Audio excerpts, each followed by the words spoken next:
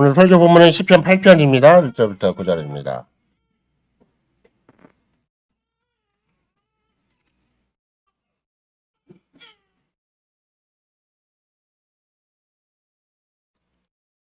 다윗의 시 영장으로 깃딧에 맞춘 노래. 여호와 우리 주여, 주의 이름이 온 땅에 어찌 그리 아름다운지요. 주의 영광을 하늘 위에 두셨나이다.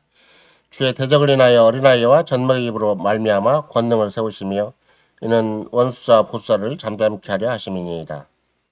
주의 손가락으로 만드신 주의 하늘과 주의 베풀어 두신 달과 별들을 내가 보오니 사람이 무엇이 간데 주께서 저를 생각하시며 인자가 무엇이 간데 주께서 저를 권고하시나이까.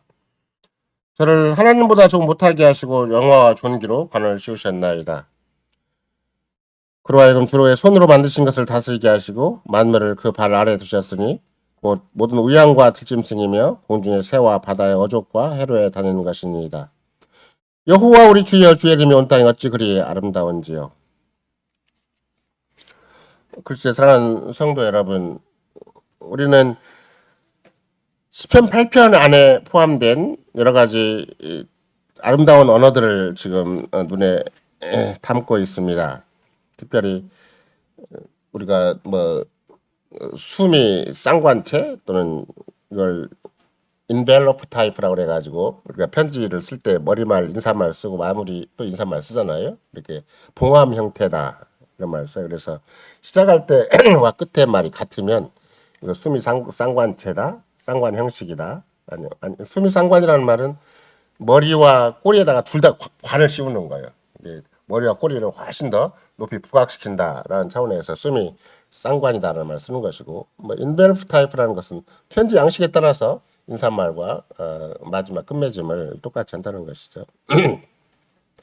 여호와 우리 주의 온 땅에 주의 이름이 어찌 그리 실은 아름답다고 표현된 것이지만 영어로는 majestic 또는 존귀하신지요. 이게 훨씬 더 합당한 표현이고, 이런 맥락에서 이제 왜 그렇게 감탄문이 등장을 했는가를 생각을 해보면 그게 바로 주의 영광을 하늘에 두신 것도 있겠지만 2절에 보면은 주의 대적을 인하여 어린아이와 젖먹이 입으로 말미암아 권능을 세우신 것이다. 근데 그것이 그냥 간단하게 무슨 세상의 가정 생활이나 또는 어린아이의 존재에 대해서 단순히 귀하게 여긴다는 말이 아니라 원수와 보수를 잠잠케 하신다는 엄청난 싸움에 대해서 과연 어린아이 젖먹이가 그게 군사가 될 수 있을까? 정말로 원수를 잠잠케 하는 그런 큰 전쟁의 기능을 원만하게 수행할 수 있을까 생각을 해보면 상상이 안 되는 것이죠. 근데 그것에서 그치는 것이 아니에요. 다시 4절에 보면 사람이 무엇이 간데 주께서 저를 생각하시며 인자가 무엇이 간데 주께서 저를 권고하시나이까. 그래서 사람으로 하여금 얼마나 탁월한 위치, 존귀한 위치에 두셨는가 여기까지 생각을 해서 종합적으로는 여호와 우리 주여, 주의 이름이 온 땅에 어찌 그리 존귀한지요. 천하 만물에 대해서 분명히 얘기를 하죠. 왜냐하면 주의 손가락으로 만드신 주의 하늘과 베풀어 두신 주의 달과 별들 내가 본다라고 얘기를 하고, 다시 7절에 보면 모든 우양과 들짐승이고 공중의 새, 바다의 어족과 해로에 다니는 것, 이런 것들을 이제 우리로 하여금 다스리게 하셨다. 이런 성격이 있는 것이죠.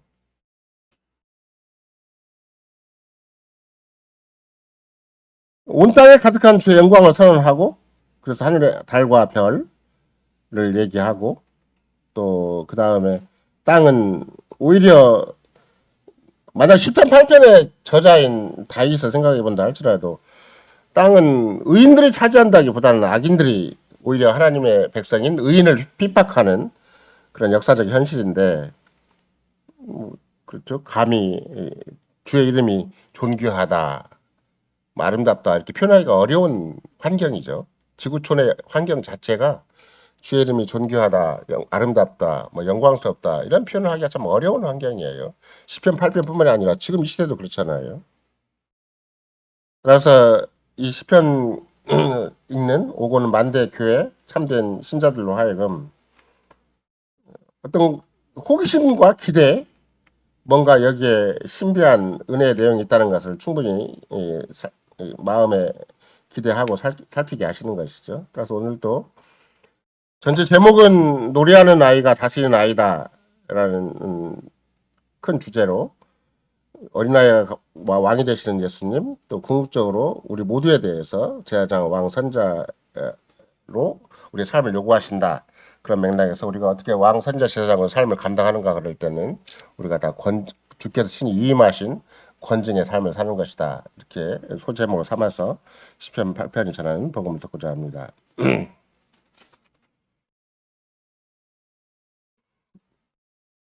지난번에 우리가 특별히 그 롯의 타락에 대해서 얘기를 할 때도 롯이 세상을 바라보는 눈, 롯이 분명히 아브라함과 더불어서 언약 안에 부름받았다 할지라도 현실을 평가하는 안목이 에덴 동산에 대해서 특별히 그 소돔과 고모라에 대해서 여호와의 동산 같다 이렇게 자기 나름대로는 어떤 신앙적인 어떻게 보면 고백이기도 하지만 좀 타협적인 어떤 생각을 모세가 지적한 것인데 여기도 시편 기자도 우리 주 여호와여라는 말로 시작함으로 말미암아 그 핵심은 어디에 있냐면 시편 기자의 핵심은 자기가 속해 있는 이스라엘의 핵심이 있어요.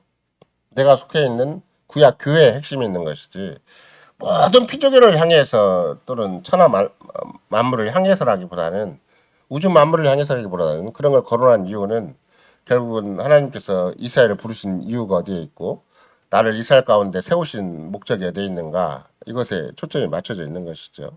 그런 맥락에서 자기 소명에 충실한 자가 고백하는 말, 노래하는 시가 되는 것이지 자기 소명과 직분에 대해서 아무 상관이 없이 그냥 막연하게 세상을 바라보니까 참 구경 가보니까 세상이 아름답다 이렇게 평가하는 건 절대 아니에요. 그러니까 창조 세계에서 노래하는 것 같지만 구속 세계에서 노래한다. 이게 시편 8편이 주는 굉장히 신비한 내용이에요.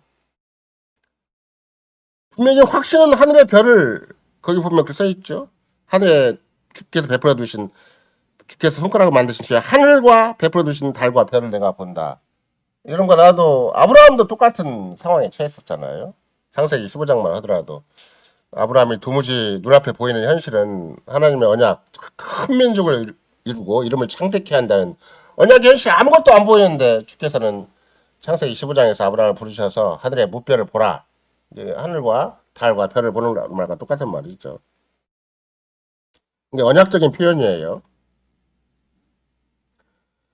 근데 이제 이 시편 기자가 마치 아브라함이 땅의 현실과 하늘의 현실을 극과 극으로 상대하지 않도록 그러니까 땅은 굉장히 제로 상태인데 하늘은 충만한 상태다 이렇게 표현하는 게 아니라 여호와 하나님께서 의도하신 것은 아브라함 땅에 있는 아브라함으로 하여금 아무것도 가시지 않는 아브라함으로 하여금 하늘의 무별이 네 거다라고 얘기를 하는 것과 다름이 없는 거거든요. 그러니까 땅과 하늘이 하나다라고 가르쳐 주는 거예요. 땅에 서 있는 일이 하늘에서 생기는 벌어진 것과 똑같다. 이미 하나님께서 하늘에 펼쳐준 것이 앞으로 땅에 그대로 펼쳐질 것이다. 이것과 똑같은 얘기잖아요. 아브라함은 그게 믿음이라고 얘기를 하는 거고 아브라함은 정말로 믿었어요. 그거를. 이런 거 나와도 땅에는 바라볼 때는 아무 소망이 없어요. 뭐 어떻게 살아도 발버둥 치고 살고 몸부림치고 살고 생존 경제가 살아남아도 그 땅은 늘 허망해요. 살만하면 죽을 때 되고 살만하면 아프고 살만하면 이것저것 문제가 복잡 비명에 꼬이는 것이 인생사라서 쉬운 인생이 절대 아니거든요. 근데 하늘에서는 그런 일이 없어요. 우리가 주기도에서 고백하는 것처럼 천사들이 하늘에서 하나님의 수종을 듣는 것처럼 하나님의 뜻을 읽는 것처럼 땅에서는 내가 그 주인공이 되고 내가 그 주체가 된다는 것이죠. 여기서도 마찬가지예요. 시편 8편도 분명히 하늘의 별을 보고 달과 별을 보고 표현한 거예요. 근데 곧바로 어디와 연결되어 있는가 그러면 땅에서 이루어지는 일.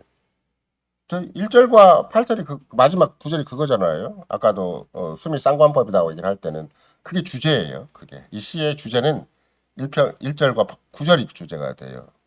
두 번 짧은 9절 동안에 반복한 것이 시에서는 굉장히 중요하잖아요. 시는 말을 복잡하게 하거나 길게 하는 게 아니라서 함축적으로 상징적으로 하는 것이 시이기 때문에 이 짧은 시편에서 두 번이나 강조했다. 그것도 문장적으로 두 번이나 강조했다. 그런 것은 분명히 강력한 주제가 되는 거거든요. 그러면 이런 거라도 세상을 바라보는 눈이 어때야 될 것인가? 그게 자기 인생이 어떤 것인가 알아야만 세상을 바라보는 눈이 아름답든지 존귀하든지 하는 것이지. 아니면 다 절망과 좌절밖에 없어요. 안타까운 약간 우물안 개구리식으로 성공할 수 있어요. 좀 점수 잘 맞고 좀 시험 잘 보고 뭐 약간 돈 좀 벌고 할 수 있는 건데 백날 해봤자 세상이 아름다워 보이진 않아요. 뭐 내가 거기에 지면 밀리면 나는 망한다라는 절박한 의식은 생기고 그런 아주 메마르고 착 색박한 그런 경쟁 의식은 생긴다 할지라도 주의 이름이 온 땅에 어찌 그리 아름다운지요 이렇게 고백하진 않아요. 그렇게 노래하진 않거든요. 근데 정작 강력한 주제가 이렇게 하늘에 있는 무표를 바라보며 생겼 그런 어떤 동기가 되고 그런 계기가 되었다 한다 할지라도 땅에서 이루어진 일이 또 하나의 가장 실천적인 문제이기도 하고 그것이 이 시를 노래하게 된 또 강력한 현실이기도 하다 이런 것이죠. 그래서 만약에 여러분과 내가 여기서 2절을 빼고 나면 굉장히 자연스럽게 연결이 돼요. 2절은 이 시를 이해하는데 오히려 걸림돌이 돼요. 2절 빼고 읽어보세요. 여호와 우리 주여 주의 이름이 온 땅에 어찌 그리 아름다운지요 주의 영광을 하늘에 두셨나이다. 그러니까 주의 손가락으로 만드신 주의 하늘과 주의 부르신 달과 해를 내가 보니 이렇게 자연스럽게 연결되는 거잖아요. 근데 도무지 이 시가 가지는 신비한 내용은 또 시편 기자가 가지는 그 마음에서 일어나는 그 시심이라는 것이 2절에 있다고 생각을 해보면 1절과 3절로 서로 넘어갈 수가 없다는 것이죠. 어떤 맥락에서 본다면. 그래서 1절, 2절 또 3절 자연스럽게 넘어가면 훨씬 더 자연스러울 텐데 여호와 이름이 온 땅에 존귀하다고 고백하는 시인은 이 땅에 있는 주의 원수가 마음에 걸린 것이고 원수를 제압하는 것에 노심초사 관심이 있는 자기 일생의 역량을 다 쏟고 있는 그런 직분과 소명을 가진 자예요. 다윗은 한 개인 인간으로서의 이 시를 지은 게 아니에요. 직분과 소명을 가진 자로서 이 시를 짓는 것이기 때문에 그러니까 계속 원수가 문제예요.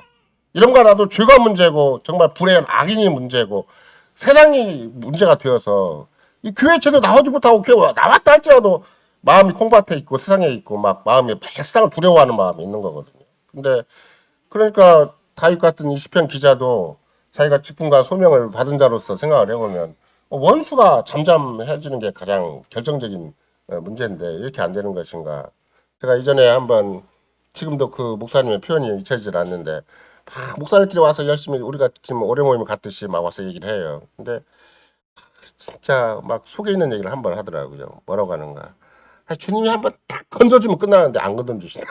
자기 교인 중에 하나가 말썽꾸러기가 있고 문제거리 대상이 있으면 주님이 그 마음을 탁 터주기만 해도 그냥 교회가 완벽하게 조용히 해주는데 주님이 안 건져주신다고. 안 건져주신 게 주님의 방식이라고. 그걸 받아들이는 게 이제 목사들의 태도고. 근데 그분이 생각을 할 때도 자기가 보면 주님이 딱 건져주시기만 하면 문제가 딱 끝나버린다는 거예요. 일거에 끝난다는 거예요. 근데 주님이 안 건져주신대요. 그게 지금도 생각이 나서 가끔씩 제가 저 자신을 돌아볼 때가 생각하는 말이기도 한데 여호와 이름이 온 땅에서 존귀하다고 고백한 시인은 반드시 이 땅에 있는 원수자를 잠잠케 하는 것이 중요한 자기 삶의 과제다. 그 일상의 과제예요. 이런 거라도 실은 오늘의 전체 주제가 또 유아세와 관련돼 있고 또 전막의 어린아이와 관계돼 있지만 우리 일상의 과제가 막 돈 문제고 세상에서 막 잘 먹고 잘 사는 문제 같은 안 그래요. 죄만 없어지면 완벽하게 해결돼요. 죄만 없어지면. 죄 때문에 이렇게 나도 죄인이고 너도 죄이니까 문제가 되는 것이지. 나도 죄인 아니고 너도 죄인 아니면 문제는 완벽하게 해결되는 거예요.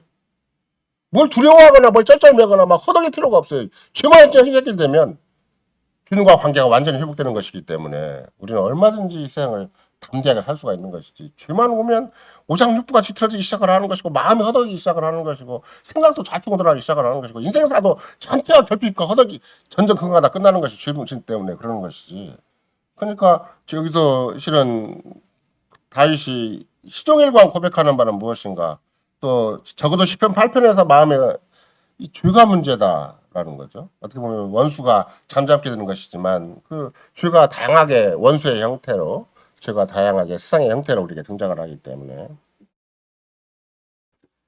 근데 참으로 주께서는 세상을 창조할 때부터 원수들을 여호와께서 친히 정리해내시고 온 세상에 안식이 임하는 것을 실은 의도한 거잖아요. 이런 거 나도 창세기 2장 1절만 본다 할지라도 이 모든 일을 다 창조하신 다음에 그다음에 안식일을 정하신 거잖아요. 그러니까 어떤 과학과 철학으로도 왜 우리가 7일 주기로 살아야 되는 것인가는 아무도 제시하지 않아요. 제시할 수가 없어요.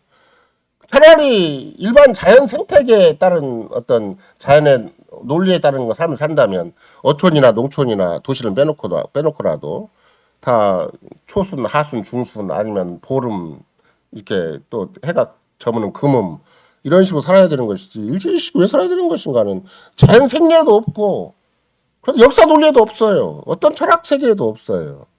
성경만 우리가 일주일씩 살아야 된다고 얘기를 하는 것이고 그럼 왜 일주일 살아야 되는 것인가 세상사람 모르는 것이고 오직 성경에만 하나님이 예비하신 안식을 위해서 세상 역사가 흘러가는 것이고 시간이 흘러가는 것이다. 그걸 가장 객관적으로 우리에게 보여주는 거거든요. 그러니까 이 시편 기자도 겉으로 보기에 그냥 완전히 원수만 다 쳐부수고 원수만 다 잠잠게 되면 되는 것인가 그런 것이 아니라 이 표현 속에서 뭘 의도한 것인가 전쟁이 빨리 끝나면 근본적으로 세상에 온 평화 주님이 약속하신 평화가 온다. 주님이 나를 쓰셔서 이루게 하신 위대한 평화의 왕국이 도래한다. 이렇게 생각을 하는 것이죠. 무엇보다도 여호와 하나님께서 우리의 구주가 되시고 우리와 언약을 맺으신 여호와 하나님께서 우리의 원수와 보복하는 자들을 끝장내셔야 돼요.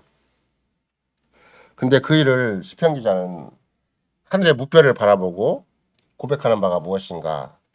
천지 만물을 주님이 사람의 손에 위임해 주셨다는 사실을 생각을 하고 창세기를 생각을 한 거죠. 어떻게 생각을 한다면 하늘과 땅의 모든 천지 만물을 만드신 다음에 남자와 여자를 지으시고 너희는 생육하고 번성하여 땅에 충만하라. 생육하고 번성하려면 이제 아기가 있어야 될 거 아니에요.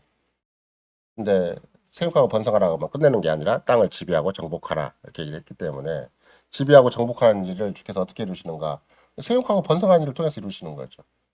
근데 생육하고 번성해야 되니까 거기는 사람들이 다 자라가지고 성인이 되어서 군사가 되어서 막 악인들 처벌해야 되는 것인가? 아니에요. 그냥 생육하고 번성하고 해가지고 그냥 바로 세상을 지배하고 정복하는 거예요.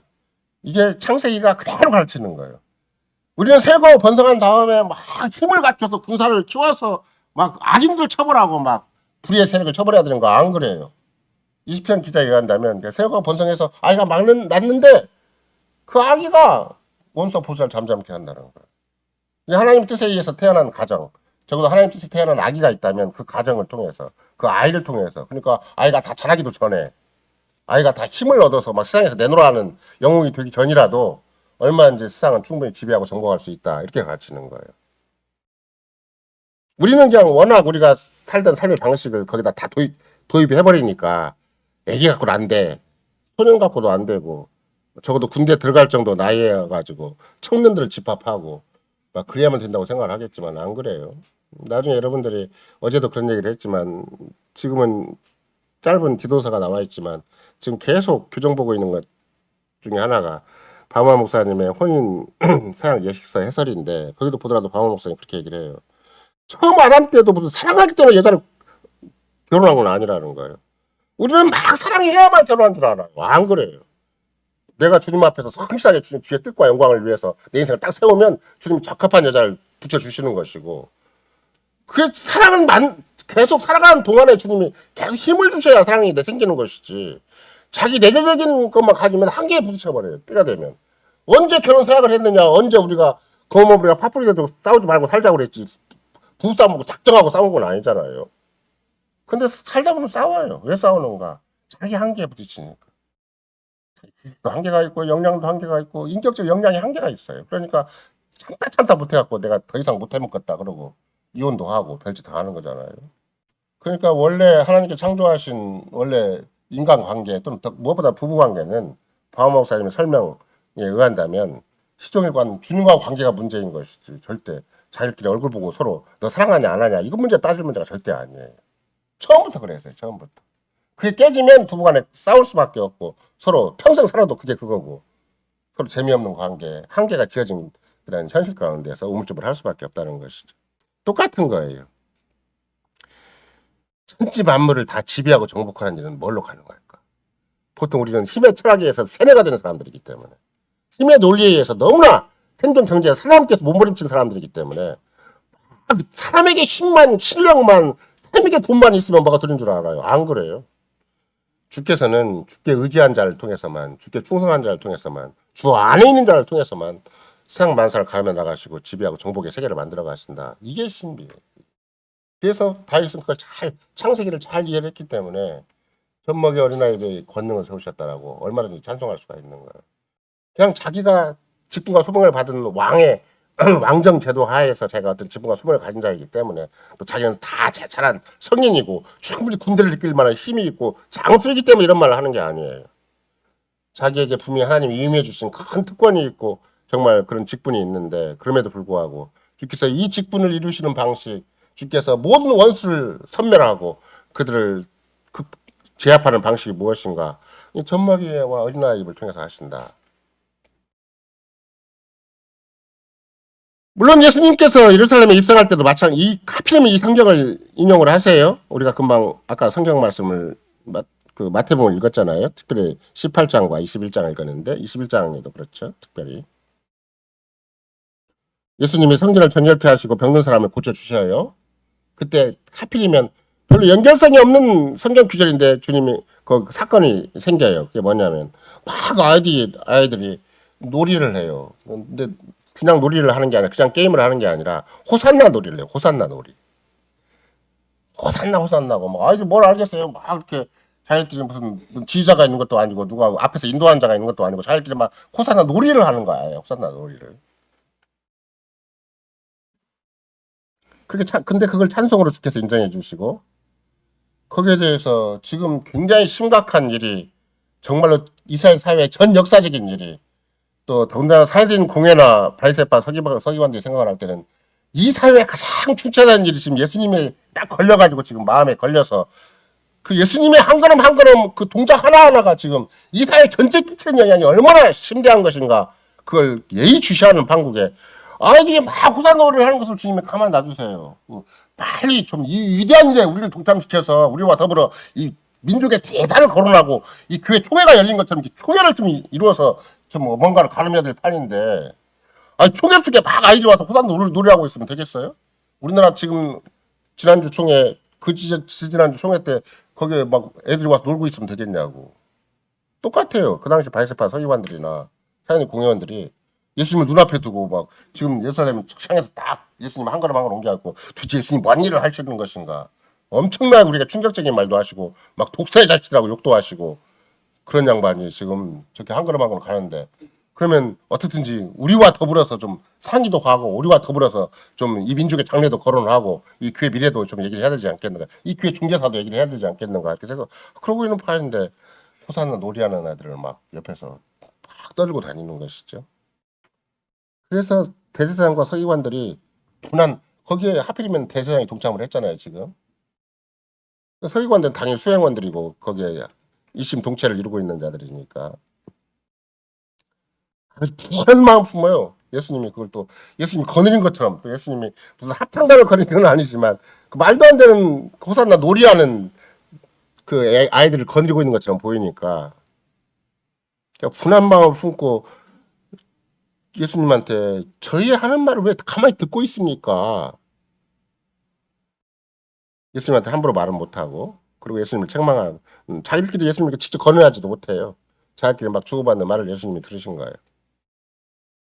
그래서 예수님께서 어린아이와 젖먹이 입에서 나오는 찬미를 온전케 하셨다는 함을 너희가 읽어본 일이 없느냐. 이게 마태복음 21장 16절의 말씀이에요.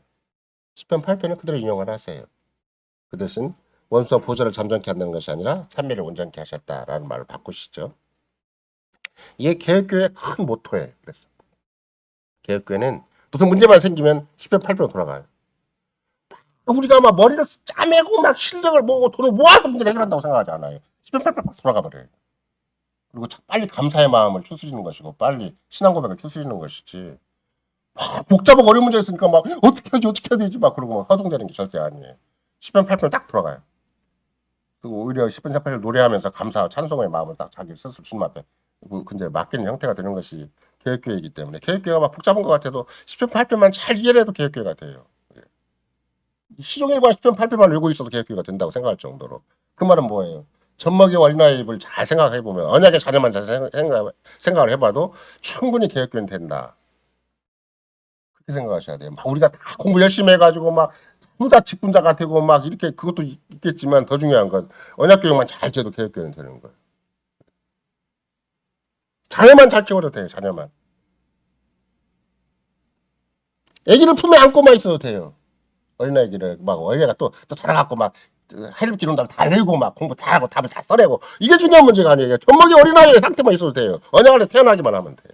왜? 주님이 시작하시는 우리는 막 우리가 신뢰를 갖춰야 되지만 주님이 시작하시는 주님이 끝까지 감당해 주시니까 언약의 자녀로 이미 보내실 때부터 부부간에 만날 때부터 이미 주님이 충분히 예비하신 것이 있어서 그래서 언약의 자녀가 태어나기만 하더라도 큰 실력이 되고 그게 위대한 자산이 되고 그게 교회적인 기반이 되는 것이지 어른들이 막 와서 왔다 갔다 해야 되고 막 누군가 막 헌금을 많이 해야 되고 그런 거 절대 아니에요. 그러니까 우리는 기도를 뭘 해야 될지 알지도 못하는데 이런 젖먹이 어린아이가 할 수 있는 게 뭐예요? 젖먹이는 거의 옹알이? 요새 수빈이가 옹알이를 하나? 옹알이들 수준 넘어섰어요, 수빈이는? 햇짤배기 소리는 누가 해요? 햇짤배기 소리는 주한이 정도? 주한이는 햇짤배기도 그것도 아직 되지도 않은 것 같은데 햇짤배기 아니면 옹알이 수준에서 하는 것이 그게 찬미가 온전케 됐다고 얘기하는 거예요. 찬미가 온전케 되었다? 이런 원수와 보수를 잠잠케 하는 전투의 언어다? 애기가 옹알이 하는 거고 해짤배기 소리 하는 건데 전투 용어예요. 그게 쉽게 쓰시는 전투 용어. 그러니까 가정에서 언약의 자녀를 딱 품에 안고 있으면 이게 주님이 쓰시는 거다 딱 생각하고 자녀를 키우는 것이지. 때려갖고 말 잘 듣게 만들어야지. 공부 잘하게 만들어야지. 똑똑하게 만들 이런 문제가 아니에요. 그냥 주님 의지하고 잘 품고만 있어도 전만 잘 먹이고 그야말로 뒷갈무리만 다 하고 있어도 주님은 전쟁의 도구로 쓰신다. 주님의 영적인 전쟁에 아름다운 도구로 쓰신다. 왜? 주님이 시작하시는 주님이 끝내시기 때문에 그런 것이죠. 뭘 기도할지도 몰라요.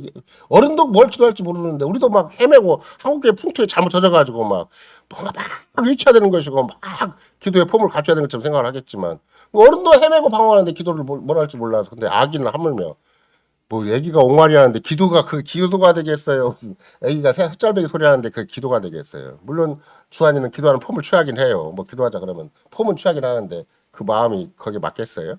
예. 어른이 좋아하니까 자기도 그냥 폼을 잡는 것이지. 근데 시편 기자가 다시 아브라함처럼 밤 하늘을 바라봐요. 아브라함처럼. 다시 이 시가 언제 지었을 것 같아요? 하루 일과 중에 생각한다면 밤에 지어졌죠. 밤에. 아침부터 생각해서 계속 1절 써놓고 점심 지나가고 2절 써놓고 4절 지나가고 이렇게 되진 않았을 거 아니에요. 밤에 왜 그랬을까요? 밤에 왜 시편 기자가 왜 밤에 하루 당한 일이 있어요. 하루 종일 당한 일이 있어요. 하루 종일. 우리 노력해도 안 되는 일이 그 현실에서 펼쳐지고 있고 어떻게 해도 안 되는 일이 원수와 부자를 잠자게 하는 일이 안 되고 있고 하루가 피곤할 정도로 내가 이 땅에 존재하는 이유가 목적이 어디에 있는가도 사라질 정도로 삶이 그냥 아무것도 아닌 게 소모가 돼버리고 아무것도 아닌 감정 낭비가 돼버리고 내가 오늘 왜 살았지? 뭐 때문에 살았지도 희미해진 자원인데 천만다행으로 다윗은 밤중에 딱 자기 인생을 정리하고 나니까 우리가 적어도 저녁 기도를 눈앞에 두는 정도가 똑같아요. 저녁 기도를 딱 눈앞에 두니까 주님 그럼 오늘 하루가 어떤 하루였습니까? 오늘 하루 내 인생이 어떤 인생이었습니까? 오늘 내가 담당한 이 교회는 어떤 교회였습니까? 오늘 내가 살고 있는 이 세상은 어떤 세상이었습니까?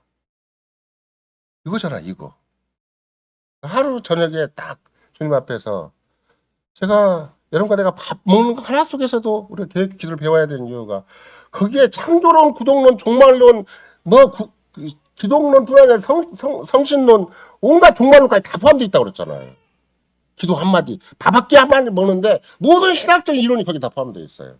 그러니까 벤플리턴 목사가 오죽하면 아침에 도시락만 챙기지 말고 밥거리만 챙기지 말고 교리를 챙겨라고 생각했어요. 우리 삶 전체가 신학적인 체계고 전체가 교리적인 체계고 전체가 고백적인 체제가 되도록 그렇게 얘기를 한 것이기 때문에 여기도 하루를 정리할 때 다윗이 무조건 자기 인간적인 노력으로 최선을 다하다가 하루가 됐겠는가? 아니에요. 정말 믿음으로 어떻게든지 자기의 직분과 소명을 충실하게 하기 위해서 몸부림쳤는데도 하루가 그냥 무의미하게 흘러가면 하루가 돼버린 거고 별로 열매가 없는 것처럼 하루가 흘러간 거예요. 다시 밤하늘을 보는데 주께서 당신의 영으로 다윗에게 참 영감을 해주시는 것이죠. 주님, 저기에 달이 있고 저기 별이 있습니다. 저게 주님의 손가락으로 만드신 거라는 고백을 해요. 여러분과 내가 달을 보고 별을 보면 하다못해 지나가는 꽃을 보거나 보면 주님이 손가락으로 만드셨다고 잘 고백 안 되잖아요. 하다못해 여러분과 내 인생도 내 오장육부도 그냥 내가 적당히 관리해야 된다고 생각을 하지. 주님이 손가락으로 자꾸 만지고 있다. 제 손가락으로 친히 이렇게 다 만드시고 건드리고 있다고 생각은 하지 않잖아요. 진짜 건강 비법은 바로 그런 거예요. 계속 주님 손가락으로 내 머리카락도 만지고 계시고 머리카락도 헤아리고 계시고 내 모든 피부도 만지고 계시고 내가 피부를 가다듬어야 되는 거 아니에요. 내 오장육부를 막 챙겨야 되는 거 아니에요. 주님 손가락으로 계속 상대한다는 거예요. 주님 손가락으로. 섭리의 손가락으로. 그러니까 언제든지도 않는 섭리의 복음을 믿고 있는 사람이지. 내가 내 인간적인 노력으로 인간적인 세상적인 조건으로 막 갈고 닦아서 막 그야말로 식스팩을 만들고 막 뭘 만들어야 되는 게 아니에요. 인생 살아가는 것이. 몸뚱아도 마찬가지인 거예요. 손가락으로 만들었어요. 저것도. 저 위에 것도. 그걸 별들의 수를 자기가 오밤중에 인생을 하루 동안의 인생을 정리하면서 하루의 삶을 정리하면서 아 창조주의시구나 섭리주의시구나. 그러니까 하루 동안에도 뭐가 필요해요? 하루가 정리가 되려면 창조론도 필요하고 섭리론도 필요하고 또 주님이 우리를 어떻게 그렇게 타락된 인간인데 주님의 통치권을 회복할 수 있는 자리에 두셨는가? 그러면 구속론도 필요하잖아요. 그러면 성전론, 성전의 희생 제사, 기독론도 필요하고 다윗은 그걸 자연스럽게 담아서 고백하는 거예요. 내가 이렇게 깨닫는 것 자체가 뭐예요? 주의 손가락이 보인 것 자체가 내가 구속받았다는 거예요. 내가 재창조받았다는 거예요. 보신다는 그게 안 보이는 거예요. 막 눈앞에 있는 현실 막 살펴갖고 결과만 보이고 자기가 막 열심히 노력한 것만 보이지. 이 짧은 인생 역량의 결과물만 보이지. 별을 바라보고 무슨 일을 하는데 주님의 손가락에 보이는 것은 주님 나를 구속해 주셨기 때문에 나의 죄를 용서해 주시고 나를 새롭게 창조해 주시고 나를 주의 것으로 삼았기 때문에 내 생각 하나가 주의 것으로 딱 일치가 되는 거예요. 이 손가락에 보이는 거죠. 주의 손가락. 달을 봤는데 주의 손가락에 보여요. 옥토끼가 보이는 것이 아니라 이태백에 놀던 달이 보이는 것이 아니라 주의 손가락이 보이는 거예요. 내 삶이 그래요. 우리 모든 삶이 주님이 나를 구속하셨으면 나를 재창조하셨으면 내 영혼을 새롭게 하셨으면 보이는 거예요. 주의 손가락에 보이는 거예요. 해에서 보여요. 천지 만물에서 보일 뿐만 아니라 내가 아파도 보이고 내가 돈이 없어도 보이고 집안에 문제가 뒤죽박죽 되어도 보이는 거예요. 손가락 끝까지 바라보는 거죠. 끝까지. 주님 나를 나를 버리시지 않으셨구나. 나를 그냥 비전 곰탱이처럼 아니면 그냥 그야말로 무지몽매한 자처럼 보내두지 않고 나에게 자꾸 빛을 주시는 거예요. 손가락에 보이도록. 내 현실에서 내게 주어진 환경에서 제 손가락에 보이도록 하시는 게 주님이시다.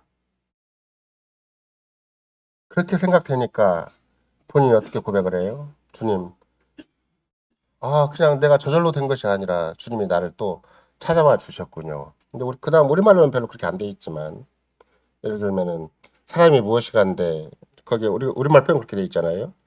사절에 사람이 무엇이간데 주를 생각하시며 생각한다는 말도 우리말은 자꾸 왜 생각으로 바꿨는지 모르겠어요. 원래는 기억한다는 말이에요. 주님이 나를 안 잊으셨군요. 내 현실을 안 잊으셨고 나의 오늘을 안 잊어주셨군요. 나의 오늘 하루의 고투를 주님이 모른다 하시지 않는 거군요. 내가 아침 일찍 일어나서 오늘 저녁 때 주님 앞에 쓸 때까지 내가 온갖 잡다하게 인생사를 접촉하 살았는데 주님이 그거 모르시는 게 아니군요. 나를 생각하신다. 나를 다시 기억하신다는 말이에요.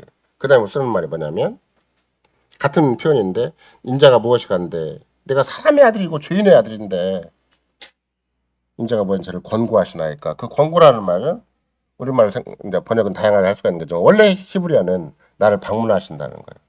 나를 찾아오셨어요. 하루를 정리하는 내가 어떻게 주님과 함께 동행하는지도 모르고 막 정신없이 살았는데 저녁 때 다 주님 앞에 서니까 주님이 다시 나를 찾아와 주셔서 내 마음을 자꾸 쓰다듬어 주시는 거예요.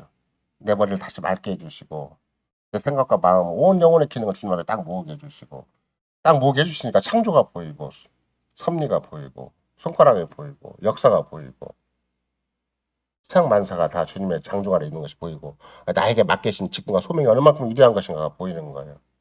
내가 이 땅에 주님 앞에 서 있는 것이 얼마나 위대한 존재로 서 있는 것인가 보인 것이죠. 그래서 기억하신다, 찾아오신다는 말이에요. 우리말로는 뭐 생각하게, 어쩌다 생각해 주시는가, 아니면 어쩌다가 그냥 권고하시는가 이런 말이 아니라 그날 하루에 나를 찾아오신 거죠.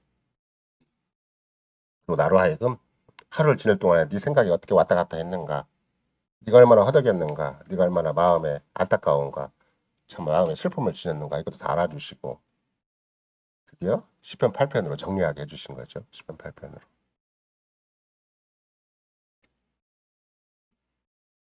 창조가 멀리 있지 않아요. 창조에 대한 것도 고백이기 때문에 세상에서 배워야 되는 거 아니에요. 무슨 뭐 창조론을 교과서에 써야 되는 게 아니고 성경에 충분히 얘기를 하고 있고 더 중요한 건 성경을 기록하신 성신께서 우리로 하여금 창조를 믿게 만들어 주시고 창조가 멀리 있는 게 아니라 나의 오늘의 현실로 있는 거예요. 그러니까 가장 객관적으로 여러분과 내가 이 땅에 왜 존재하지? 하나님 창조하시고 구속하셔서 존재하는 거구나 이렇게 생각하는 거죠. 내가 어쩌다가 부모님의 장난쳐갖고 있다가 실패자로 온 게 아니에요. 실패자로 온 게 아니라 어쩌다 보니까 수많은 인생 실패작으로 막 널려 있는 게 아니에요. 허덕이도록 막 고아처럼 헤매고 던져진 존재가 아니라 주님이 구체적인 뜻과 영광을 위해서 주님의 나라와 역사를 위해서 나를 일단 정확히 창조해 주시고 내가 다시 부모가 잘못됐든지 환경이 잘못됐든지 대한민국이 잘못됐든지 언제는 모르겠지만 인류 사회가 잘못됐다 할지라도 나를 다시 구속하셔서 당신의 위대한 세계에 다시 쓸모있는 존재 살도록 원래 창조받은 본래 뜻을 이룰 수 있도록 나를 다시 세워주시는 거죠. 새롭게 해주시는 거예요. 그러니까 주님 앞에 내가 자를 하룻밤을 정리하고 하루를 정리한다 그래도 주님 그 하루로서도 충분히 내 존재 가치를 다 재확인할 수 있게 해주신다 이런 거예요. 근데 이제 여기 보면은 이제 우리말에 진짜 오늘 숙제가 뭔가 그러면 주의 대적을 인하여 어린아이와 젖먹이의 입으로 말미암아 권능을 세우신다. 그리고 원수와 보좌를 잠잠케 하신다는 거잖아요.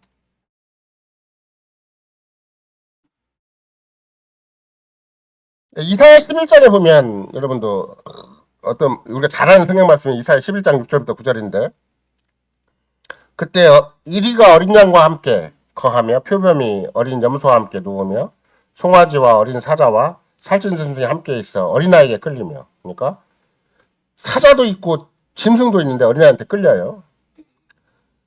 암소와 곰이 함께 먹으며 그들의 새끼가 함께 엎드리며 사자가 소처럼 풀을 먹을 것이며 젖 먹는 아이가 독사의 구멍에서 장난하며 뭐 진짜 독사일 수도 있겠지만 성경적으로 독사는 무엇보다도 사탄 마귀를 가리키는 거니까 여기 써 있죠. 젖 먹는 아이가 독사의 굴에서 장난치는 거예요. 또 젖된 어린 아이가 독사의 굴에 손을 넣을 것이라 강조돼 있죠.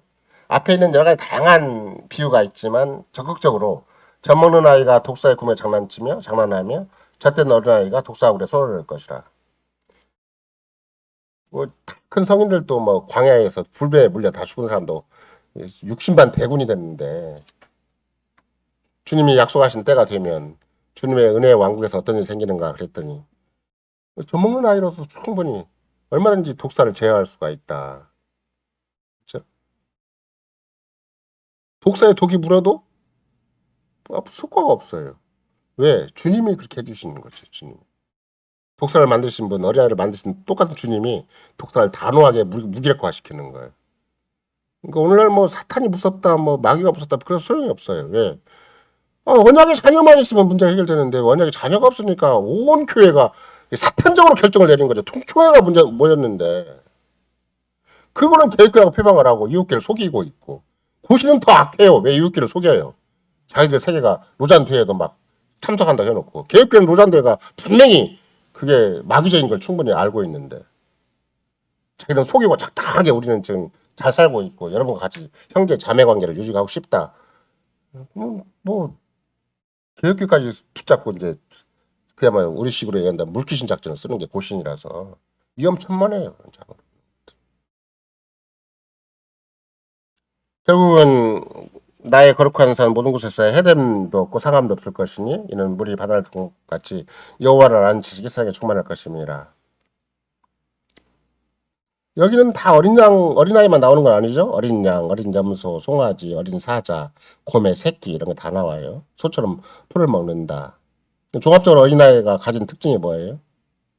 여기 다 어린아이가 등장, 이사야 11장에 다 어린아이가 등장하죠. 어린 양, 어린 곰, 어린 사자, 뭐 다 어리잖아요. 어리다는 말 뜻하는 바가 뭐겠어요? 힘이 다 배제돼 버린 거예요. 인간의 힘이. 인간의 힘이 다 인간의 별 힘 자랑을 다 하는데 지금도 막 뭐 미국과 이란 뭐 지금 헤즈볼라를 공격해가지고 지금 난리가 났잖아요. 아랍권 전체가 지금 이스라엘과 총 더 큰 전쟁을 벌일 준비를 하고 있는 것인데 전부 힘자랑이죠, 힘자랑. 하필이면 그런 이란, 이락, 이스라엘도 마찬가지지만 아랍권 전체도 미국이 지금 대선을 눈앞에 두고 있잖아요. 그러니까 서로 유리한 고지를 차지하기 위한 모종의 계략이 있다고 하긴 해요. 미국도 애매모호하게 처신할 수밖에 없는 거죠. 함부로 처신했다가는 또 민심을 잃고 성계 떨어질 수도 있으니까. 뭐 어린 양, 어린 염소, 뭐 어린 사자, 어린 고모의 반대는 뭐겠어요? 또 사자가 그 본능이 바뀌어갖고 풀을 먹는다 그러잖아요. 원래는 짐승을 잡아 찢어 죽여서 먹어야 되는 것인데 그게 다 어린아이의 표상에 담겨 있는 것이죠. 왜 그러는 것인가 그랬더니 여호와의 신이 임하였을 때 세상에 이런 변화가 생긴다 이런 거예요. 여러분과 내가 그리스도의 구속의 은혜를 받은 자에게 하나님의 성신이 내주하신다고 할 때 이런 힘이 생기는 거예요. 나한테는 힘이 없지만 실력이 없지만 주를 끝까지 의지하고 있으면 끝까지 주 앞에 신앙 고백하고 있으면 나를 통해 세상이 바뀐다. 역사가 바뀐다고 얘기를 해주는 거예요. 맨날 예수 믿는 것이 그냥 어디 구석지에 처박혀갖고 그냥 짤짤 매다가 삶을 그만두는 것이 아니라 이 세상과 역사가 날 중심으로 움직이고 우리 교회를 중심으로 움직인다는 것이 여호와 신이 움직이니까 온 우주가 바뀌잖아요. 우주가. 거기에 맨날 어린 사자 어린 곰만 있겠어요. 맹수가 근본적인 본질이 바뀌는 거죠. 맹수가 없어지는 거죠. 원래는 여러분과 내가 바벨론 제국을 비롯한 헬라 제국, 로마 제국을 다니엘서에 보면 좀 맹수를 표현하잖아요. 좋은 맹수를 표현하잖아요. 근데 인자의 나라가 이제 곧 도래한다라는 것이 다니엘서의 큰 그 교훈이라면 그러니까 그것도 여호와의 신이 구약적인 차원에서는 이사야 선지자 예언에 의한다면 누구에게 임했는가 그랬더니 이새 줄기의 뿌리에 임했다. 그래서 다윗의 후손에게 임한다. 이렇게 분명히 언급을 하고 따라서 그리스도가 세상을 다스리면 이런 세상이 도래한다. 이렇게 되는 거죠. 그렇죠? 그리스도 안에 있는 그리스도 영이 다 세상을 다스리면 이런 우주적인 평화가 도래한다. 이렇게 얘기를 하는 거예요. 사실 마지막 구절도 똑같은 맥락인데 여호와 우리 주여 주의 이름이 온 땅에 어찌 그리 아름다운지요. 어찌 그리 존귀한지요. 어찌 그리 우리말로도 아름답다고 처음에 번역했고 개역 개정도 그렇게 돼 있어요. 근데 그 다음에는 원래 이제 영어로는 majestic이라는 존귀하다는 표현이고 그 말은 그 다음에 나와 있는 구절과 바로 연결되어 있어요. 권능이라는 말 있잖아요. 영화와 존귀로 관을 씌우셨다. 그 다음에 좀 밑에 보면은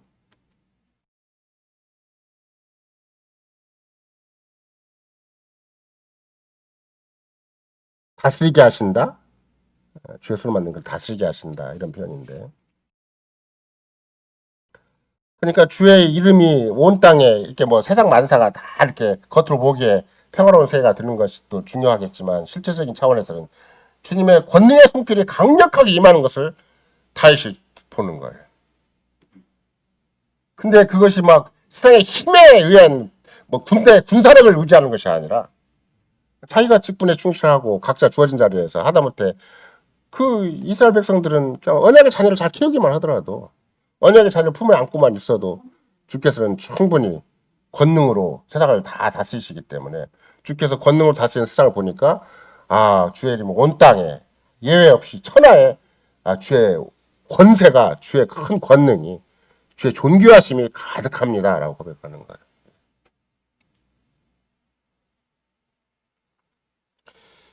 그러니까 결국은 그리스도로 말미암은 또 그 우리가 보통 얘기하는 하나님의 영으로 말미암은 이 신비한 은혜의 세계, 은혜의 왕국은 온 천하 만물이 다 거기에 다 사심을 받는 현실로 우리가 등장하는 것인데 그러면 거기에 속한 자들은 다윗을 비롯해서 다윗과 똑같이 같이 노래하는 사람들이 있는데 결국은 찬송과 노래로 그 나라가 다스려진다. 그래서 제가 구약적인 차원에서 다윗이 왜 위대한 왕인가 얘기를 할 때는 구약적인 차원에서 천국, 구약적인 차원에서 은혜의 왕국, 여호와의 왕국은 이 시편으로 다스려지는 것이죠. 시편을 공유함으로써, 시편을 같이 노래함으로써 그 나라가 다스려지는 거예요. 대한민국은 애국가 같이 노래하면 다스려져요? 안 그러잖아요. 애국가 노래할 때는 조금 마음이 하나 되는 것처럼 보여요. 우리나라 가수가 막 미국 가서 막 뭐 노래를 잘해가지고 막 미국 국가도 부르고 우리나라 국가도 부르면 좀 마음이 뭉클해지긴 하죠. 그러나 여기는 주의 나라는 여호와의 나라는 그리스도의 은혜의 왕국은 그냥 우리 모두가 같은 찬송을 하면 같은 시를 고백, 같은 신앙 고백을 하고 같이 노래를 하면 그 나라가 다스려져요. 그 나라가 세워져요. 그 나라가 만천하에 조금도 그 이상이 흔들리잖아요. 세상은 막 뭐 무슨 노래를 하냐 무슨 먹고 배불러서 지금 입에 노래 소리가 나오냐라고 할랑말을 몰라도 우리는 안 그래요. 어떻든지 찬송하고 노래하면 주의 이름을 노래하면 그게 주의 나라가 돼요. 우리가 최고의 가장 복된 자리에 부름받은 것도 그런 거죠. 전구투해가지고 전전긍긍해서 막 기갖고 이겨먹고 기갖고 간신히 월급 받아서 간신히 그냥 현실을 가름해 나가는 그런 인생이 아니에요. 늘 주께 감사하고 찬송하는 그런 신비한 은혜의 세계에 여러분과 내가 부름받은 것이다. 이런 것이죠. 그러니 뭐 젖먹이 어린아이를 만약에 요새같이 대한민국 뭐 제가 최근에 들은 얘기로 한다면 대한민국 중에서 전라북도 전주시가 가장 출산율이 낮대요. 왜 낮은가 그랬더니 자식을 키우는 게 두려워서 낮대요. 결혼도 안 하려고 하는 거예요. 자식 낳을까 봐서. 교육비가 너무 많이 들어가고. 어느 조그만 장면을 보니까 부모에 대해서 젊은 애가 감탄을 해요. 자기는 아직 혼인도 안 한 젊은 친구지만 자기 부모가 이렇게 4명을 낳아서 엄마 혼자 키웠다고 생각을 하니까 나 같으면 포기해버렸을 거예요. 자기가 아들인데 나 같으면 포기했을 거예요. 근데 우리 엄마는 왜 아버지도 없이 이렇게 4명을 다 키웠어요? 그런 고백을 하는 젊은이들이 생기더라고요. 그러니 얼마나 두려워요. 그 마음이 얼마나 짠해요. 막 자기 힘으로 키우려고 하니까 아무도 못 키우는 거죠. 지 인생도 감당을 못 하는데 무슨 어떻게 자식을 키워요. 그런 사고방식이 오늘날 현대인의 젊은이의 사고방식에 꽉 쩔어 있어요. 그것도 전주 바닥에서. 그러나 우리는 주께서 주시는 어린아이를 품에 안는 것만으로도 충분히 답이 생긴다. 주님 안에서 신앙 고백만 하고 감사와 찬송만 해도 답이 생긴다. 우리 인생 사는 게 복잡하고 어렵고 힘들고 괴로운 것이 아니다. 주님 안에서는 충분한 답이 있다. 충분한 최고의 의와 평강과 희락이 있는 세계를 우리는 얼마든지 살 수가 있다. 이렇게 얘기를 하는 것이죠. 그래서 표현상으로는 여호와 우리 주의 이름이 온 땅에 어찌 그리 아름다운지로 하지만 이게 감탄문이고 이게 시어고 이게 노래고 노랫말이죠. 찬송시잖아요. 찬송시. 내용이 정확해야 돼요. 막 뭐 당신을 사랑하지 못해서 막 사랑이 이루어지지 않아서 막 뭔가 막 아픔과 서름과 한이 맺혀서 노래를 해야 되는 것이 아니라 주의 이름이 온 땅에 어찌 그리 존귀한지요. 주의 큰 권세가 미치지 아니하는 것이었습니다. 그제 창세 때 하늘에 만드신 달과 별을 봐도 마찬가지고 내 옆에 있는 그냥 가축 이렇게 내가 키우고 있는 우양을 봐도 마찬가지고 주님이 나에게 먹고 살 길을 다 주신 것이고 주님이 내 생애를 관리해 주시고 머리카락 하나도 땅에 떨어지지 않도록 함부로 떨어지지 않도록 해주신 방법인데 내가 뭘 두려워하고 뭘 걱정하고 뭘 염려하겠습니까? 근데 그것도 그냥 무조건 나한테 그냥 내 못난 거 그냥 적당히 울증을 하고 그냥 간신히 세상을 살으라고 하는 것이 아니라 세상을 다스리라고 세상을 정복하라고 세상에 그리스도인 가치를 만들어가고 그리스도 세계를 만들어가라고 나를 부르셨나이다 이렇게 고백하는 거예요. 그러니까 이제 온 우주 만물이 다 등장을 하죠. 젖먹이 어린아이한테 통치권을 부여하신 주님이신데 젖먹이 어린아이 옆에 전쟁에 참여할 수 있는 큰 권세와 권능을 부여하신 분 주님이신데 내가 무슨 실력이 있어서 여러분과 내가 가진 어떤 실력을 발휘해도 세상 죄는 못 이겨요. 원수는 못 이기는 법이 세상도 못 이겨요. 직장 상사도 못 이겨요. 근데 우리의 신앙 고백은 온 우주를 다스릴 수 있는 힘이 생겨요. 왜? 주님과 직결되어 있기 때문에. 그래서 우리는 신앙 고백을 하는 것이 세상을 사는 비법이고 그게 세상의 비결인 것이지. 신앙 고백 안 하고 자기 실력을 살려고 그러잖아요. 그건 자기 인생도 감당 못하고 하물며 결혼도 생각도 못하고 자식 키울 생각도 못해요. 하물며 자기 죽을 때까지 자기 인생을 어떻게 감당하겠어요? 못 감당하는 거예요. 그러니까. 근데 시편 다윗도 마찬가지죠. 자기가 얼마나 위대한 용장이고 막 그렇게 세상에서 탁월한 인물이 되는 게 아니에요. 오히려 나는 정말 못난 죄인에 불과하고 연약한 인간에 불과하지만 주의 권능, 주님이 참으로 탁월하십니다. 주님이 참으로 위대하십니다. 주님이 나 같은 것을 주님의 것으로 삼으셨습니다. 나 같은 것에게 그 큰 권세를 위임해 주셨습니다. 나로 하여금 창조받은 걸 깨닫게 하시고 구속받은 걸 깨닫게 하시고 주님의 나라와 교회의 직분과 소명자로 삼아 주셨습니다. 그리고 주의 이름이 온 땅에 어찌 그리 존귀한지라고 노래하는 것이죠. 그래서 이거는 이제 여러분과 제가 궁극적으로 그리스도 안에서 이제 이 시가 구체적으로 완성이 된 것이고 이제 성취가 된 것이죠. 만약에 여러분과 내가 지금 하나님의 형상이라는 말이 굉장히 중요한 말이고 인간의 인간됨을 얘기를 할 때 그냥 만물의 영장 정도가 아니라 하나님의 형상, 하나님과 확 직결된 그런 위치에 있어서만 인간의 인간됨을 제대로 확인할 수 있는 게 성경적 가르침이잖아요. 세상은 조금 동물보다 나은 만물의 영장 정도로만 가르쳐요. 인간의 인간됨을. 그러나 우리는 안 그래요. 우리는 반드시 하나님과 직결된 그런 차원에서만 인간됨을 가르치는 것이기 때문에. 근데 그 인간됨을 다윗이 고백한 대로 한다면 우리가 막 홀로 막 고군분투하고 막 뭘 싸우고 뭐 자성취적인 자기 완성적인 차원에서 인생사를 얘기하는 게 아니에요. 우리의 인생의 본질은 젖먹이 어린아이라고 가르치는 거예요. 어미 품에 있는 아기처럼 주님의 품에 안긴 자로 우리를 가르치는 것이죠. 그냥 하나님의 형상대로 그냥 가만히 하나님이 주신 만큼만 움직이면 돼요. 그치 막 내가 내 인생을 막 어떤 뭐 구체로 생존에서 이겨 먹어야 되고 막 남들보다 더 나아야 되고 그런 거 절대 아니에요. 신앙은 끝까지 자아 성취 자기 완성의 차원에서만 인생사를 가르치겠지만 우리의 시편 8편 기자가 가르치는 인생상은 그게 아니에요. 젖먹이 어린아이로만 인생을 다 표현해 주는 거예요. 그게 하나님의 형상이라는 거예요. 왜 그러는 것인가? 이런 거라도 그리스도 안에서 구속받은 목적이 은혜의 영광을 찬미하게 하려는 것이잖아요. 그렇죠? 은혜의 영광을 찬미하게 하려는 것이다. 그러니까 젖먹이 어린아이 입에서 호산나라고 나오면 돼요. 그게 인생의 본질이에요. 인생의 궁극적인 목적이에요. 이런 거 내가 악정고투를 하더라도 막 이 세상에서 막 별짓 다 해갖고 여기까지 살아갔다 한다 할지라도 최종의 인생의 목적은 진짜 그리스도인의 목적은 뭔가 하나님 나에게 은혜 주셨구나 그리고 감사하고 찬송하는 거예요. 하나님 앞에 똑같은 고백을 하고 하나님을 높이는 것이잖아요. 하나님 영광을 도모하는 것이잖아요. 그러면 젖먹이 어린아이 입에서 찬미를 온전케 하셨다고 주님 평가하실 때는 젖먹이 어린아이가 자기 존재 가치를 충분히 발휘해가지고 그 위대한 대적의 세계, 원수의 세계를 딱 짓눌 수 있는 힘이 생긴 거예요. 언약의 가정이 이렇게 위대해요. 세상에 학벌은 없고 뭐 이렇게 세상에 막 학원을 보낼 만한 돈도 없다 한다 할지라도 언약의 가정은 참 위대한 것이 그게 원수와 부자를 그대로 잠잠케 할 수가 있어요. 사람이 누구인가? 사람이 누구인가? 젖먹이 어린아이가 만물을 다스린다고 지금 표현한 것 같은 것인데 그러면 사람이 누구인가와 똑같아요. 근데 겉으로 보기에는 이게 그냥 쉽게 생각을 하면 젖먹이 어린아이 입이다. 입에 권능을 세우셨다 이렇게 얘기를 하겠지만 그 권능을 세우셨으니까 원수와 부자를 잠잠케 하는 거죠. 그 전형이 누구겠어요? 젖먹이 어린아이와 똑같은 삶을 사신 전형. 그게 예수 그리스도의 삶이에요. 예수 그리스도가 뭐 얼마나 대단하게 막 인상 팍팍 써가면서 막 눈꼬리에 힘을 줘가면서 막 뭔가 없는 거 있는 거 막 상대방한테 과시해가면서 상대방을 함부로 무시하지 못하도록 그렇게 하신 분이 절대 아니에요. 그냥 아버지 뜻에 희종일관 순종하고 살아갔을 뿐이에요.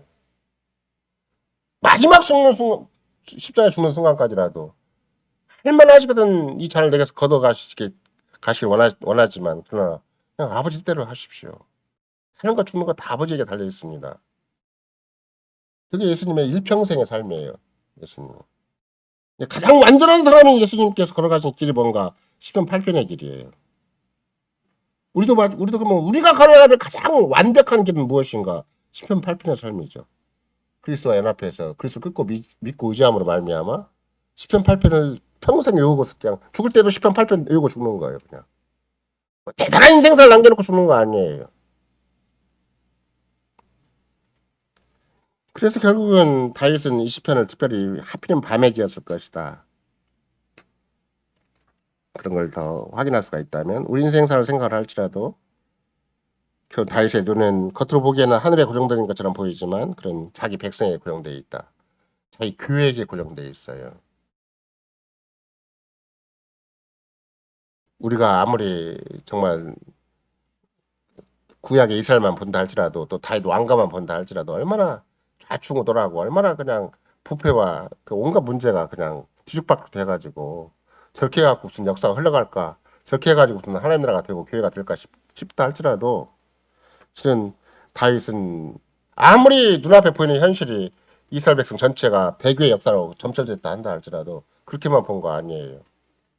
주님이 친히 그 큰 통치권 모든 피조계에 대한 정복권 지배권을 이 교회에 위임해 주셨구나 그렇게 고백을 하는 거예요. 다윗 개인에게 위임됐다고 보지를 않아요. 이 교회에 위임해 주셨구나. 왜 교회에 위임해 준 걸 알아요? 아까도 말씀드렸잖아요. 온갖 과학으로도 온갖 세상의 학문으로도 절대 우주 만물을 바라보고 하나님이 지으셨다고 결론을 못 내려요. 어떤 천문학이 있고 어떤 과학이 있고 인문학이 있다 할지라도 저 하나님이 창조했다 하나님이 손님을 만져 이렇게 문학적인 표현을 넘어서서 어떤 과학적인 언어라도 그렇게 정리하지는 못해요. 근데 우리는 그냥 교회 안에서 그걸 당연시하고 배워요. 하나님 창조하셨다. 하나님 손으로 움직이신다. 그게 과학을 뛰어넘는 것이고 세상에 어떤 학문을 뛰어넘는 것이지 과학만 못한 문학적인 수사에 불과한 게 절대 아니에요. 우주에 측량할 수 없는 그것이 하나님의 손가락으로 만들었기 때문에 사람의 지식을 뛰어넘고 사람의 지혜를 뛰어넘는 것이죠. 더 심각한 건 뭐예요? 창조보다 더 세상 사람이 모르는 건 뭐예요? 마귀도 잘 모르는 것이 있어요. 그게 이 구속의 세계. 그리스도 안에 있는 신비한 구속의 세계. 이 구속의 세계에 부름받은 것이 교회이기 때문에 마귀가 교회를 잘할 것 같은지 몰라요. 피상적으로만 할 뿐이에요. 우리도 만약에 믿음이 없으면 이 구속의 세계는 얼마나 신비한 하나님의 은혜의 경륜이 있는지 하나님의 권능의 사실이 있는지를 잘 모르고 교회를 함부로 생각을 하죠. 죄로 타락했음에도 불구하고 하나님이 원래 하나님의 형상, 원래 하나님의 직분으로 우리를 회복해 주셨다. 하나님의 대리 통치권자로서 하나님의 온 우주를 향한 온 역사를 향한 통치권자로서 우리를 회복해 주셨다. 이게 다윗이 시편 8편에서 고백하는 거예요. 따라서 여러분과 나는 일상생활이 아무것도 아닌 게 아니에요. 아기를 품에 안고 있는 것이 아무것도 아닌 게 아니에요. 우리 아이들이 그냥 이 앞에 있는 그 몇천 명, 뭐 대한민국 전라북도 전주시에 있는 학교를 다 포함하면 그만 선생과 교사들과 온갖 돈이 쏟아지고 있다 할지라도 그게 하나도 좋은 게 아니에요. 언약 교육이 더 중요한 것이고 그게 믿음의 교육이 더 중요한 것이지. 우리의 실력이 없고 우리가 그럴 만한 자원이 없고 그럴 만한 환경이 없다 할지라도 그럴 만한 교재가 없다 할지라도 벨직 신앙고백서에도 마찬가지죠. 특별히 이제 여러 가지 우리가 고백하는 바에는 그분의 영원하신 섭리에 따라서 무한하신 능력으로 섭리는 하나님의 무한하신 능력을 가리키는 거잖아요. 사람을 섬기도록 하는 것이다. 그럼 사람이 하나님을 섬기도록 하는 것이다. 모든 피조계가 존재하는 이유와 목적은 사람을 섬기도록 하는 것이고 또 사람이 존재하는 목적은 하나님을 섬기도록 하는 것이다. 이게 벨직 신앙고백서 제12항인 것이죠. 그러니까 다윗이 이 언약 교육을 얘기하는 것과 다름이 없는 것인데 또는 언약의 자녀를 얘기하는 것, 교육도 그만두고 언약의 자녀를 얘기하는 것과 다름이 없는데 군사적인 용어를 쓴다. 영적인 전쟁 용어를 써요. 우리는 찬송이 전쟁의 수단이 되고 우리 신앙 고백이 전쟁의 수단이 돼요. 세상에 실력이 있어야 되는 거 아니고 막 돈이 있어야 되는 거 아니에요. 원수 중에 원수는 뭐겠어요? 원수가 도무지 꼼짝달싹 못하는 게 하나가 있어요. 이게 젖먹의 어린아이 입에서 나오는 찬송이에요. 어른들은 찬송하더라도 마음이 딴 데가 있어요. 자기 감정에 만족치 않으면 막 찬송도 아니에요. 동들한 시편을 모르기 때문에 하나님의 말씀을 모르기 때문에 우리의 모든 지성이 세상에 속해져 있어요. 근데 어린아이는 안 그래요. 그냥 이 교회 안에서 주는 분위기가 자기 전부예요. 언약의 안에서 태어나는 아이의 울음소리마저도 주님은 기뻐하신다. 특별히 주께서 이 아이들의 출생 때부터 이미 그들의 군대 일원으로 삼으신다. 이런 거. 이렇게 아이가 어미 품에 있어도 그게 군사예요. 군사. 하나님 나라의 군사. 마귀가 꼼짝 못하는 하나님 나라의 군사. 뭐 우스갯소리긴 하지만 옛날에 북한에 그 김정일이 김성 뭐야 옛날 사람들 잊어버렸네.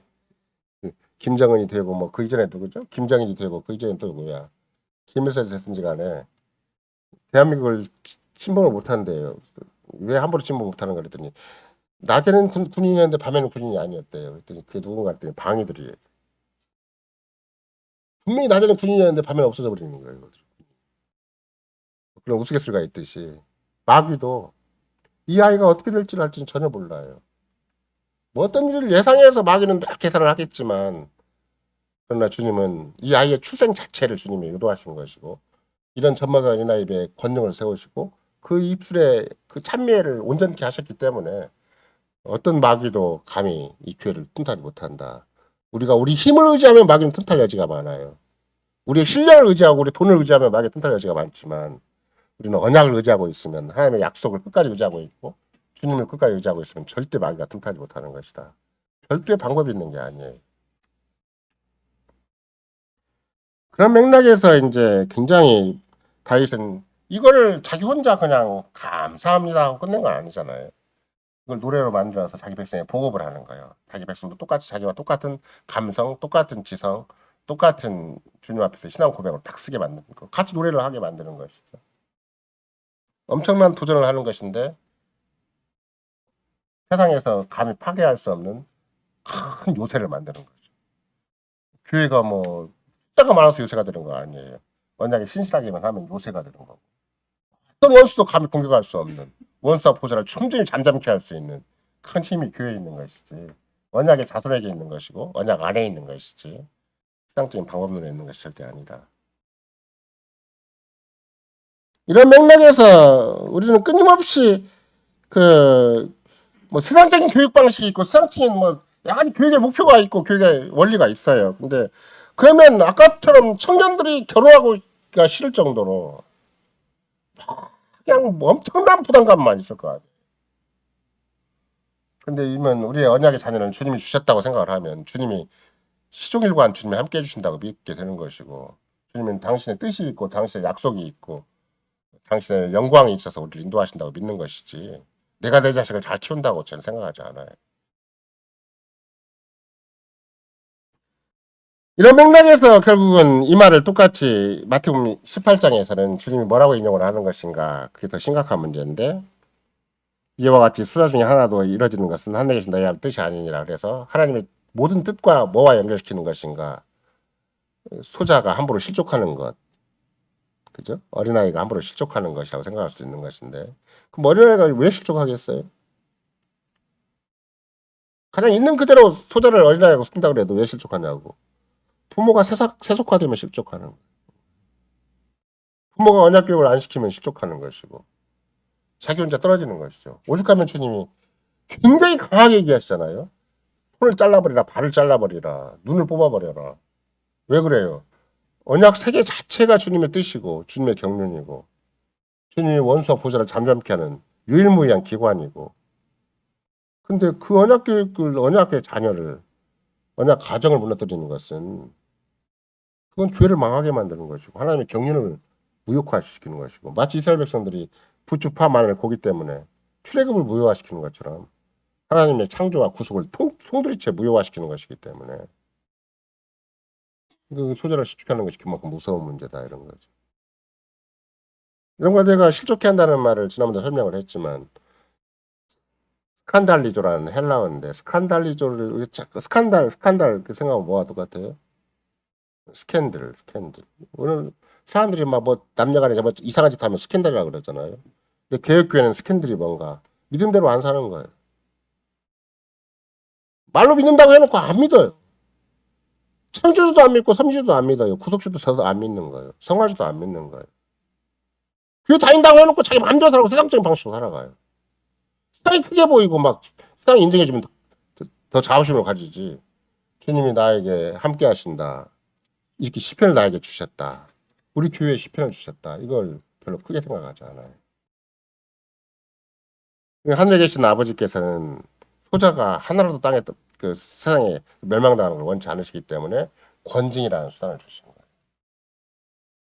부모가 언약에 불신자에 살아갈 때 권징을 하는 거예요. 교회 안에 있는 다른 성인들이 언약에 신실치 않을 때 권징이라는 방법을 주신 거죠. 소자를 수족해 하지 않는 방식이 뭔가 그게 반드시 그 권징을 통해서 그리스도 은혜의 왕국을 보존 하신 일인 것이고 언약의 세계를 계속 지키는 일이 되는 것이고 이런 거 나도 어린 자녀를 어떻게 사랑해야 되는 것인가. 내 아들이니까 사랑해야 되는 거 아니에요. 주님이 나에게 주신 언약의 자녀니까 사랑하는 거예요. 왜 내 아들인 것은 때가 되면 한계가 와요. 또 막 자기 중심으로 가버리고 세상 중심으로 가버리니까 자식 말 안 들으면 또 막 엉뚱한 방식으로 교육을 시키기도 하고 그런 맥락에서 마태복음 18장에서 얘기하는 것은 여러분도 이런 양의 비유도 있지만 이런 양과 더불어서 가생긴 비유가 뭐예요? 누가복음 15장에 간다면 그건 집을 나간 아들의 비유잖아요. 탕자의 비유. 그런 비유가 이름이 탕자라는 말이 맞지가 않은 말인데 그냥 집을 나갔어요. 아들인데. 그와 똑같이 부모가 설령 옳게 하더라도 집을 나가면 아들이 잘못한 것이고 그렇죠? 아들이 있는데 부모가 잘못하면 권징의 대상이 되는 것이고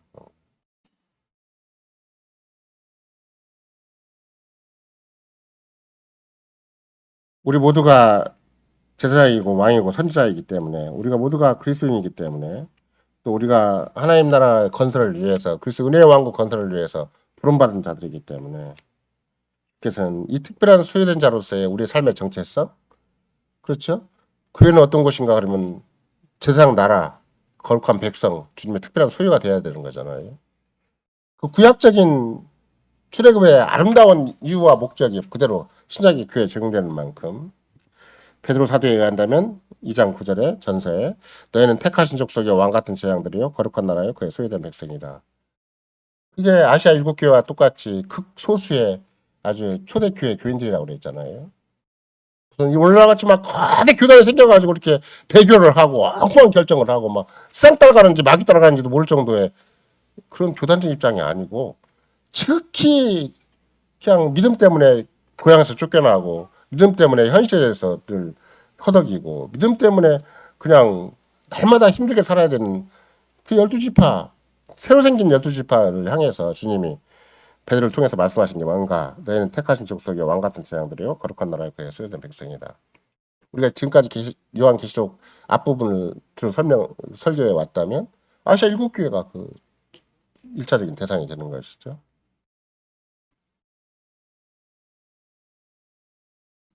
그래서 여러분과 나는 언약 교육의 체제를 유지하기 위해서 언약 가정의 체제를 유지하기 위해서 언약적인 체제를 유지하는 것이 권징이에요. 그것 때문에 노심초사하는 거야. 왜? 우리가 부름받은 삶의 본래 목표를 놓쳐버리면 우리가 교회로 서 있는 진짜 정체성을 놓쳐버리면 우리가 그리스도 은혜의 왕국으로서의 재창조 세계 정말로 주님 앞에 우리가 부름받은 자로서의 그 본질을 놓쳐버리면 그거 아무 소용이 없는 거예요. 그러니까 주께서는 그게 지옥이다. 연자맷돌을 달아서 차라리 바다에 빠져 죽어라. 바다라는 것은 그 세상에 빠져 죽는 거나 똑같거든요. 이런 거야 내가 뭐 때문에 망하는 거예요. 세상에 빠져 죽는 거예요. 언약이고 뭐고 믿음이고 뭐고 다 소용없다. 그냥 세상 살다 그만둔다. 그러고 세상에 바다에 빠지는 게 그런 거예요. 세상에 빠져 죽는 거예요. 그러니까 언약을 거부하는 사람은 주님이 세상에 빠져서 그냥 세상과 같이 망하게 만드시는 거예요. 근데 권징을 받는 사람은 다시 언약 안으로 회복하는 것이고 계속 언약의 가정을 유지하는 것이고 언약적인 삶의 체질을 유지하는 것이다. 이게 교회. 주님과 관계를 유지하는 것이고 그래서 주님의 위대한 재창조의 세계, 은혜의 세계, 구속의 세계, 사랑의 세계, 신비한 그리스도와 하나 된 세계를 이루어가는 것이다. 이런 거 내가 어린 나이에 혼자한테 가면 어떻게 되겠어요? 정말 뼈 중에 뼈, 살 중에 살로서 그리스도의 신부로서 완벽한 연합의 세계, 완벽한 통일의 세계. 결국은 온 우주적인 대평화가 건설되는 세계는 뭐 때문에 생기는 것인가? 교회가 완성되는 그 시점에서 생기는 것이다. 그 완성은 지금도 우리의 신앙 고백으로 우리의 세계 속에서 계속 완성돼 가는 것이죠. 우리의 신앙 고백으로 원수 포수를 잠자게 나가신 거. 우리의 신앙 고백으로 우리의 원학을 다시 회복하는 것이고, 우리의 신앙 고백으로 모든 마귀와 세상과 육신의 어떤 소욕이라도 다 이겨내는 것이고, 그래서 우리의 신앙 고백은 그것이 곧 전투 수단이 되는 것이고, 그것이 곧 승리 자체가 되는 것이고, 그것이 곧 어린아이의 혼연치를 예비하는 하루하루가 되는 것이다. 이것을 우리는 오늘의 시편에서 충분히 살필 수가 있습니다.